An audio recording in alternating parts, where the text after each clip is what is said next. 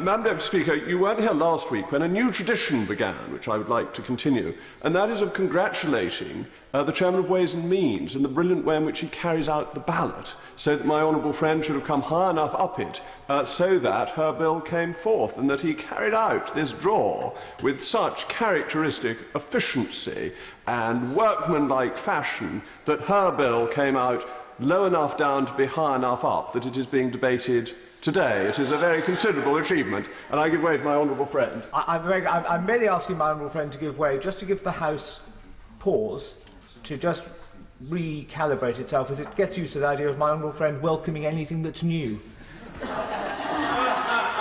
I'm grateful to my honourable friend for making that point, that occasionally there are innovations that are welcome, and I think this is one of them. But for those who don't know, it used to be that the draw number 1 was the first, and now number 20 is the bill that's done first. It's like a game show. It brings more tension and atmosphere into the proceedings, and that is how it has worked and how the bills have come out in the way they have. But this is a really superb bill. It is a bill for which private members' bills really exist, because it's actually deregulating. It's such a wonderfully Tory bill, a properly Conservative bill, because it takes...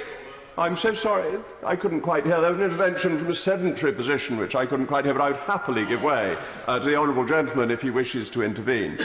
But why is it such a wonderfully Conservative bill? And because of its fundamental deregulatory nature.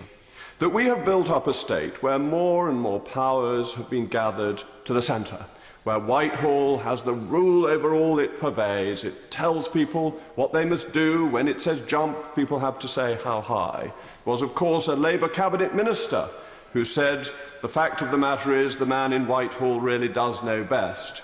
Now, it has to be said that that was a Labour cabinet minister in 1947, but the fundamental principle underpinning what the Socialists believe remains the same, that control should be centralised, that if instructions and diktats come from on high, then the government of the country will be better run, and that individuals are not the people who can best take charge of this.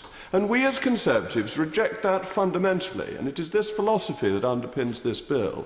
We take the view that the millions of random decisions taken by individuals over how they should lead their lives lead to better decision-making, better allocation of resources, and overall a more contented and unified society.